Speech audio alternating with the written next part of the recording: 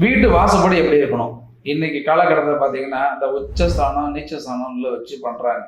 அப்படின்னா, ஒரு உதாரணத்துக்கு ஒரு வடகிழக்கு மூலையிலயும், வடக்கு பார்த்து வடகிழக்கு, கிழக்கு பார்த்து வடகிழக்கு மூலையிலயும் வீடு வாசல் அமைக்கிறாங்க.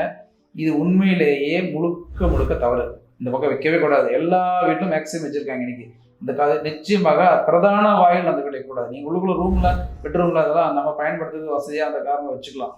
ஆனா வீட்டோட பிரதான வாயில் நிச்சயமாக வடகிழக்கு மூலையில் இருக்கவே கூடாது. அது முழுக்க முழுக்க கிரக தோஷத்தை ஏற்படுத்தும். அந்த வீட்டில் இருக்கிற குழந்தைங்களுக்கு பாதிப்பு ஏற்படுத்தும். எல்லாம் சொல்றாங்க வடகிழக்குல மூலையில் தான் யோகா உச்ச பாகம்னு சொல்றாங்க.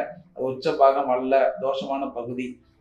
வடக்கு கிழக்கு வீடு வாசல் அமைக்கும் போது மத்திய வடக்கு மத்திய கிழக்குல தான் வீடு வாசல் அமைக்கணும். அதுதான் யோகம். அதுதான் காலங்காலமா சாஸ்திரங்கள் சொல்றது.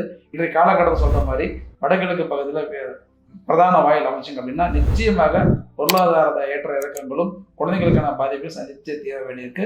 கவனமா இருங்க. இந்த மாதிரி அமைக்கும் பொழுது சரியான வாஸ்து நிபுணர்கிட்ட கேட்டுட்டு அதுக்கப்புறம் முடிவு பண்ணுங்க. வடகிழக்கு மூலையில் பிரதான வாயில் கூடவே கூடாது. இது போன்ற மருத்துவம், ஜோதிடம், ஆன்மீகம் தகவல்களுக்கு அகத்தியம் டாக் சேனலை ஃபாலோ பண்ணுங்க. நன்றி, வணக்கம்.